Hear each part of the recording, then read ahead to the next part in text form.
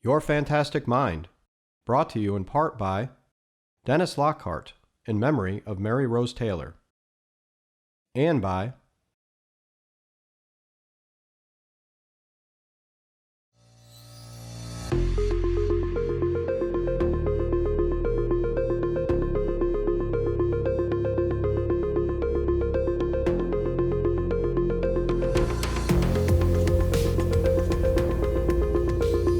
Welcome to Your Fantastic Mind. I'm Jay Watson. This week we are focusing on menopause, a natural, inevitable part of aging. 85% of women report that menopause symptoms impact their lives, sometimes dramatically, but most of those women never receive help for their symptoms. So this week we are looking at the science of menopause, what is happening in our brains and our bodies, and how it can impact our health and our day-to-day lives. We're going to examine the safety of hormone treatment and non-hormone treatments that can address menopause symptoms, and we'll provide resources so that you can get connected to expert help. And as you're about to meet them, thank you to the women willing to share their menopause journeys with us for this episode.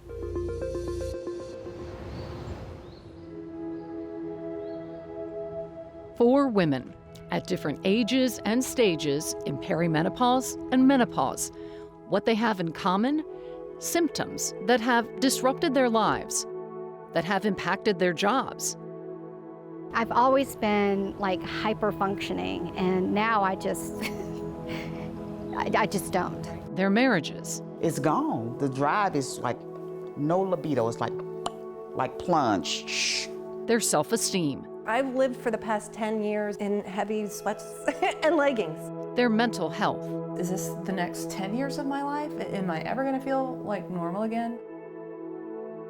The National Institute on Aging defines menopause as a point in time 12 months after a woman's last period. The average age of menopause in the United States is 51. The years leading up to that point are called the menopausal transition, or perimenopause.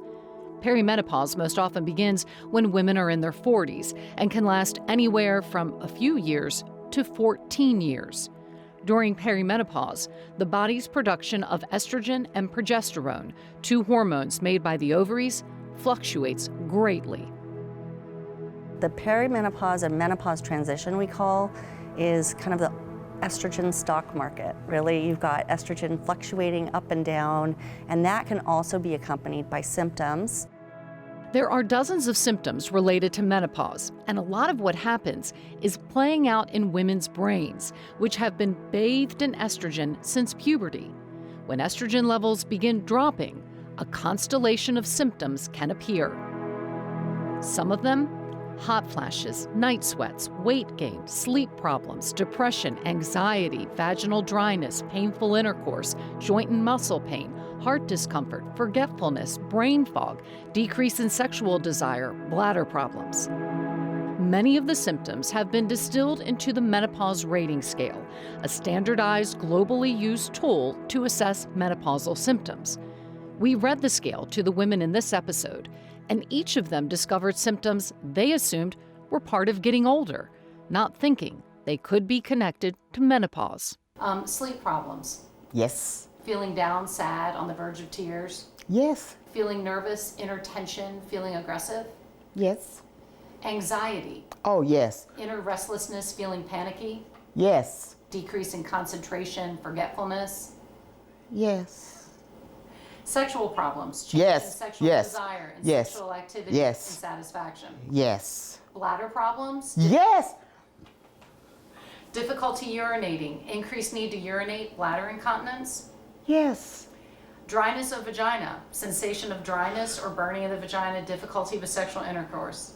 Yes. I didn't know that there was anything other than hot flashes and missed periods. Joint and muscular discomfort, pain in the joints, rheumatoid complaints. Yeah. Hot flashes, sweating, episodes of sweating. Yes. Heart skipping, heart racing, tightness. Yes, and I had no idea that was related. My cycle was so bad, it started to interfere with my life.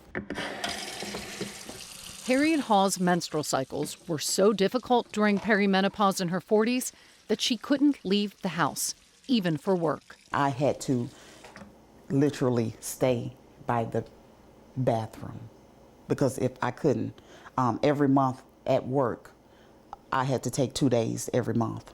The first 2 days, I had to be off work. I couldn't even go to work because it was just that bad.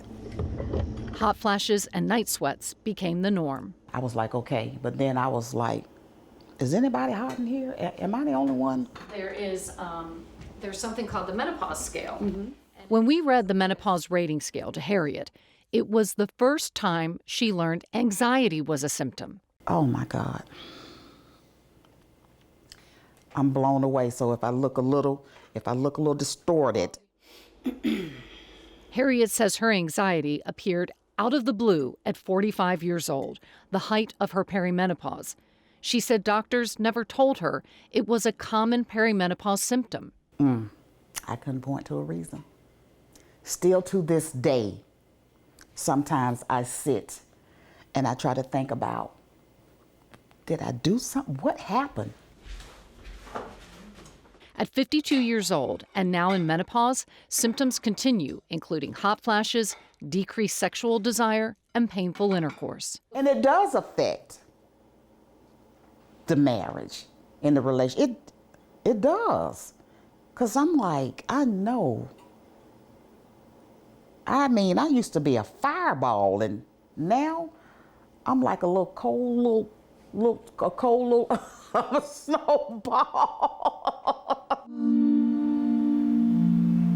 Research shows women of color tend to enter the menopausal transition earlier and that it can last longer and they can experience more intense symptoms.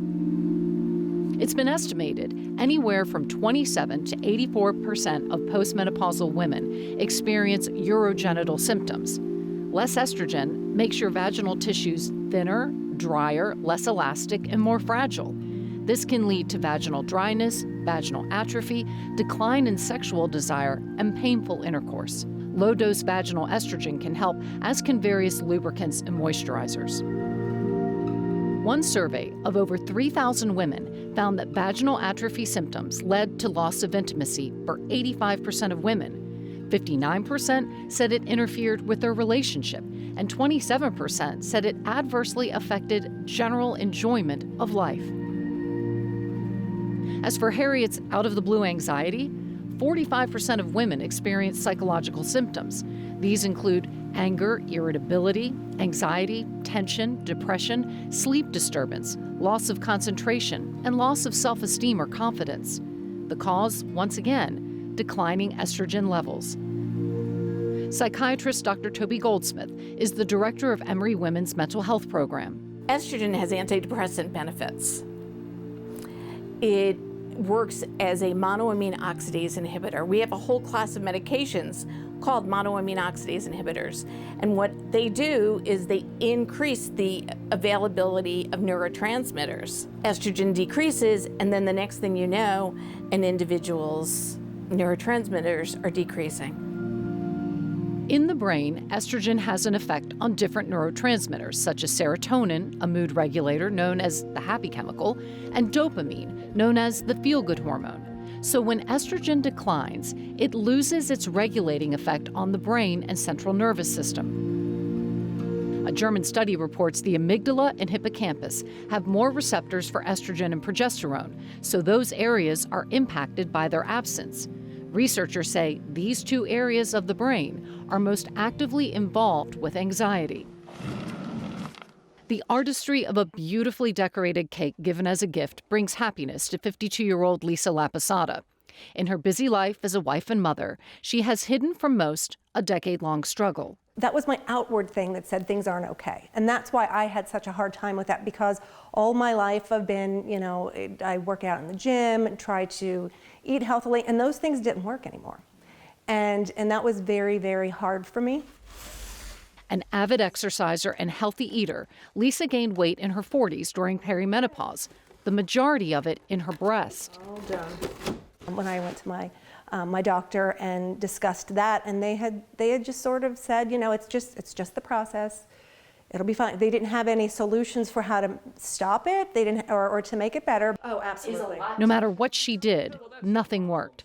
She hid in baggy clothing. I've lived for the past 10 years in heavy sweatshirts and leggings. Approximately 20% of women experience an increase in breast size after menopause. As estrogen levels drop, breasts go through a process called involution, where milk glands shut down and the tissue is replaced by fat.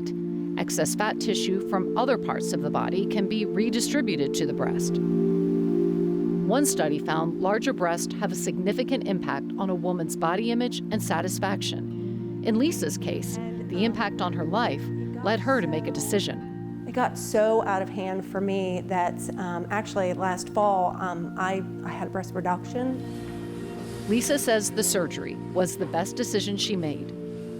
Just at the 1-year mark without a period, newly in menopause, Lisa is hoping the symptoms subside. I always was it's the perimenopause that was really the hard part. You know, it started slow, it got worse, and then you come to this peak, and then it's like, okay, you know, and I'm hoping for this. So tell me what's bringing you in today. Weight gain is one of the most common complaints among women in menopausal transition. Muscle mass typically diminishes as we age, while fat increases. Losing muscle slows the rate at which your body uses calories. Gynecologist Dr. Taniqua Miller. As we go through menopause and those estrogen levels decline, we start actually seeing more of kind of like a male form body, where we start getting a little bit more fat deposition in the belly. Why is that significant? It makes us more insulin resistant. During perimenopause, your muscle, liver, and fat cells slow insulin processing, sending your pancreas into overdrive to get enough glucose to your cells. This can make us feel hungrier, and when we eat, we are more likely to store the carbohydrates as fat because our bodies don't break down carbs and sugars at the same metabolic rate that they used to. Increased abdominal circumference definitely is linked to something called the metabolic syndrome. Increases your risk for cardiovascular and cerebrovascular disease. In addition to a healthy diet, the Department of Health and Human Services recommends 150 minutes of aerobic activity each week, and that menopausal women strength train twice a week. This will help to build bone and muscle strength, burn fat, and up your metabolism. We're gonna do cheese. You've gotta have some protein. It's Parmesan, buddy. Gray is the joy of my life, and he is such a gift, and you know, I'm just so lucky to be his mommy. But he's also a lot. He has a lot of energy. He's nonstop. All the papers. I was shocked when I found out I was pregnant at 43. We're gonna be leaving pretty soon. Now 49. Climb in, babe. Jennifer Felton is juggling some massive life changes.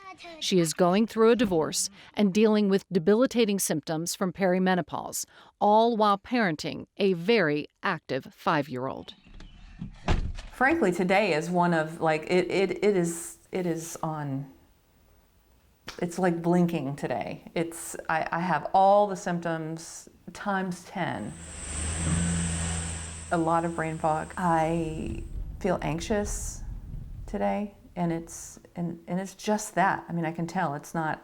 This doesn't make me nervous. It's just anxiety, just kind of just hanging out there with no explanation.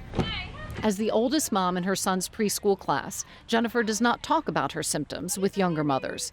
And in discussing it with us, one of her struggles, finding words, shows up. It's like it's that, you know, there's that word thing.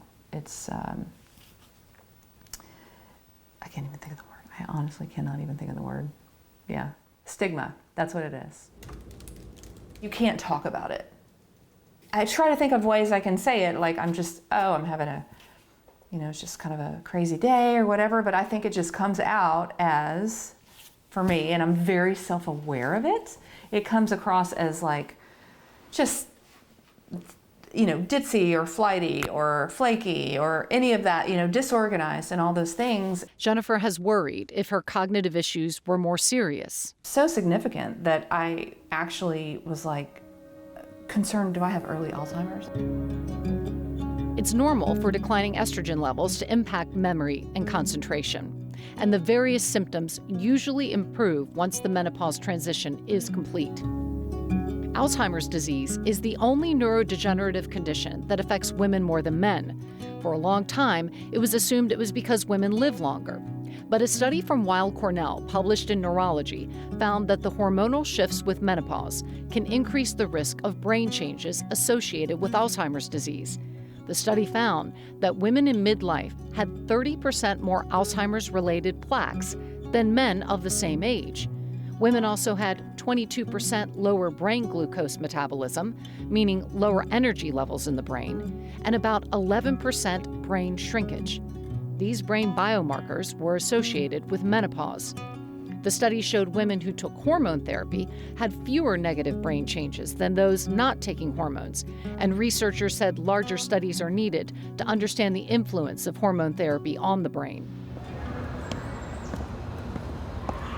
I had such bad, horrific menstrual cycles my whole life that it was a relief, and so I didn't bother Googling anything because I was just happy to be done with that. What 58-year-old Kimberly Crowder didn't realize is what would replace her difficult menstrual cycles would be just as unwelcome. The grocery store is where she had her first hot flash. It just, all of a sudden, from head to toe, it felt like I was radiating heat, and I was sweating. I was flop sweating. It was so miserable that I literally went down the frozen food aisle and I opened every single door. And I was like, do I need frozen peas? No. How about lima beans? No. What about frozen pizza? Now it's, the 5 phases of death just to get out of bed. And it's the slow sort of ambling about and feeling like, okay, where am I? What do I need to do? Who do I need to call? Even though I have it written down, it's almost like the brain cells aren't connecting. A longtime strategic communications consultant, Kimberly talked to her doctor about her night sweats and hot flashes and brain fog. But she was just like, well, you're just going through menopause. There was nothing other than, well, that's what's happening. Get a lollipop on the way out the door. It was the same when Kimberly's mom was going through menopause. Your doctors didn't talk to you about it. They didn't talk to me about it. That's really kind of sad. It is sad. Approximately 75% of women experience vasomotor symptoms, which include palpitations, hot flashes, and night sweats, which are also known as nighttime hot flashes. Hot flashes happen when decreased estrogen levels cause your body's thermostat, the hypothalamus, to become more sensitive to tiny changes in body temperature. When the hypothalamus thinks your body is too warm, it sets off an exaggerated response to cool you down, the hot flash. In those with moderate to severe symptoms, hot flashes can persist for a decade or longer. You can't sleep, you're embarrassed, a lot of women are kind of at the height of their career. They're already going through all these other changes, they may be becoming empty nesters, they're taking care of aging parents, they're kind of that sandwich generation, and then their body is going out of control, and it's scary and it's depressing. Menopause is impacting the workplace. A 2014 review of health insurance claims for more than 500,000 women found that untreated hot flashes cost patients and their employers $340 million a year. Women with hot flashes made 1.5 million more outpatient visits. A study out of the UK found that nearly half of over 4,000 women, 45 to 55 surveyed, said menopause symptoms made their jobs more difficult. 41% said it was treated as a joke by people at work. 14% said they reduced their hours, while another 14% went part-time. 8% did not apply for a promotion. Another survey of 3,800 women found 59% had taken time off work because of symptoms. I think the biggest misunderstanding is that there's nothing you can do about it, that you just have to kind of suffer through it. Gynecologist Dr. Mary Seegers-Dolan opened the Midlife and Menopausal Women's Clinic at Emory in 2016. And are you sleeping okay? Every day, she sees patients who have been living with symptoms that have impacted their lives for years. I think a lot of people come to me that have been either told there's nothing they can do, they need to suffer through it, They've been given, treatments that were not helpful, and I think they kind of felt like they've been dismissed. Have not had one. Indeed, the women in our episode were never offered any treatment or help for their symptoms. I remember almost being in tears in front of my gynecologist and saying there has to be something else that can help me. This is just too much. It's overwhelming. And it was not only the lack of answer, but it was the flippant attitude about it. And I just felt just ignored. Mm-hmm. One of Dr. Dolan's frontline treatments, when appropriate, is hormone replacement therapy, something none of the women we spoke to were ever offered. Estrogen hormone therapy started in the 1960s, and by 2002, a third of all women 50 to 74 years old in the United States, 14 million, were on hormone therapy. Today, only a small percentage of U.S. women take hormone replacement therapy, and the reason can be traced back to 2002 and the release of the Women's Health Initiative, the WHI, a billion-dollar study to see if hormone therapy prevented heart disease, the risk of which goes up after menopause and is the leading cause of death for women. The study was stopped prematurely after the Safety Monitoring Committee found breast cancer and stroke incidence was higher in women using estrogen and progesterone after 5 years of use. Women who'd had hysterectomies and were on estrogen only did not have increased incidence at 5 years. The result? Women on hormone therapy plummeted. Doctors stopped prescribing it. In the 20-plus years since its release, the WHI has been repeatedly examined, debated, and analyzed, and what emerged added context to a study that frightened millions of women. The average age of women in the study was 63.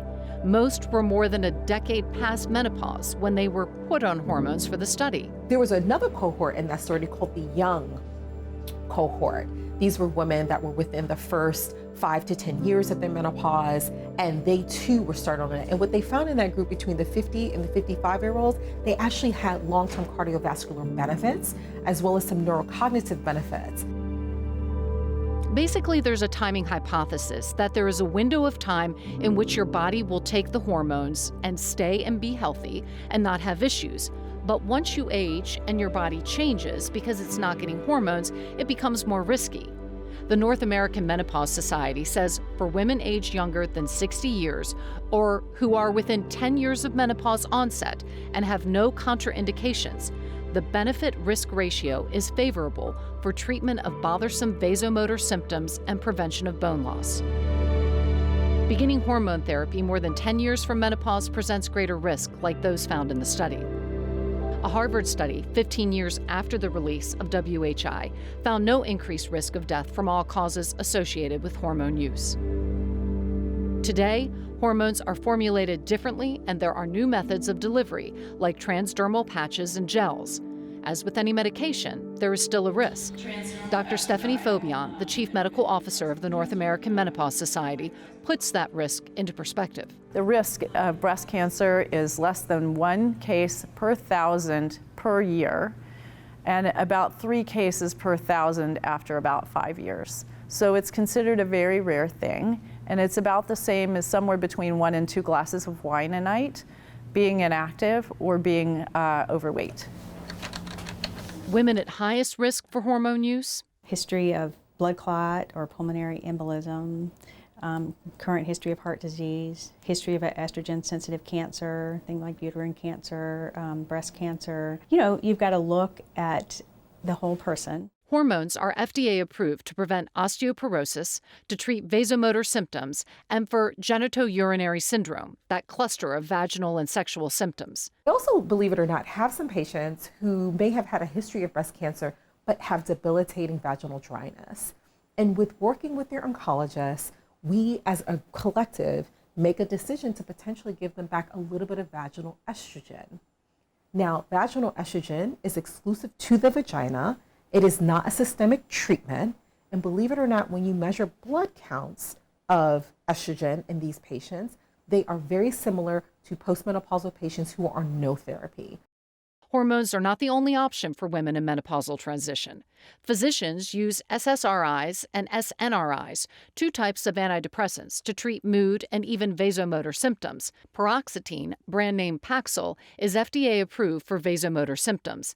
Gabapentin is also used off-label to treat them. For painful intercourse and vaginal dryness, there are lubricants and moisturizers and vaginal dilators. For decreased sexual desire, there are Viagra-like drugs, bremelanotide and flibanserin, both FDA approved for women with hypoactive, low sexual desire disorder, which is estimated to impact 1 out of 10 women. Other things that can help: cognitive behavioral therapy, mindfulness-based stress reduction, exercise, and weight loss. Hey everybody, it's Angie and welcome to Hot and Flashy. Menopause is becoming an industry, with wellness companies virtually prescribing hormones or selling non-hormone alternatives, some with little to no science to support the claims. But it's already a $600 billion industry, growing by the day. I am not a doctor. I'm not telling you what to do. The perception of hormone therapy persists. It's scary, like it could make it worse. That's all I know about it, and then when I ask, experts about it, no one has offered that, so I just kind of don't think about it anymore. It seems quite irresponsible as a clinician to ignore some pretty devastating, debilitating symptoms. And women are not being educated by their doctors, many of whom are hesitant to prescribe them. We have a gap in education now for both women and their providers, and we actually did a survey and published it a couple of years ago looking at family medicine residents, internal medicine residents, and OBGYN residents, and the fact is that they were telling us they get no more than 1 to 2 hours of a lecture on menopause. This is even OBGYN residents, and they feel completely unprepared to manage menopause when they get out. Half of all practicing gynecologists are under 50 and did their residencies around the time of the WHI release. In a 2008 survey, 40% of University of Connecticut med students in their third year of OBGYN studies reported zero menopause training. A 2017 Mayo Clinic survey of postgraduate residents across the country found that 20% had not heard a single lecture on the subject of menopause, and a third said they would not prescribe hormone therapy to a symptomatic woman, even if she had no medical risk. Level 1 evidence is consistent. All the experts in this episode are members of the North American Menopause Society, a nonprofit organization with 2,900 members around the country. Their mission: to promote the health and quality of life of all women during midlife and beyond. This includes educating healthcare providers and providing scientifically accurate information so women can make educated decisions about their health.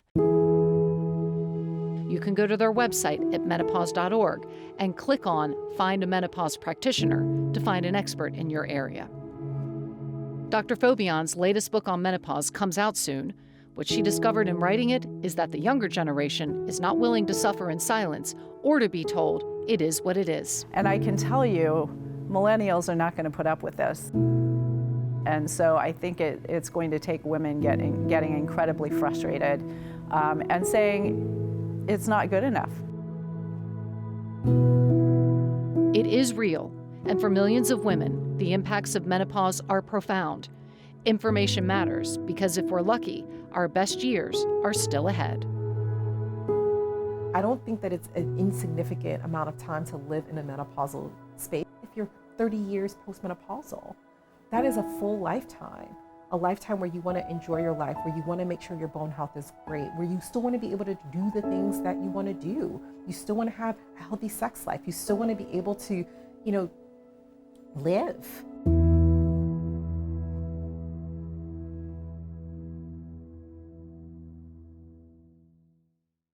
To learn more about menopause, go to menopause.org.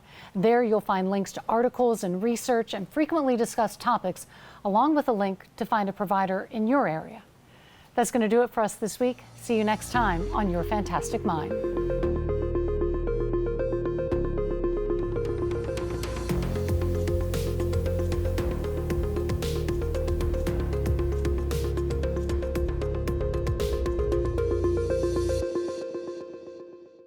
Your Fantastic Mind, Brought to you in part by Dennis Lockhart, in memory of Mary Rose Taylor, and by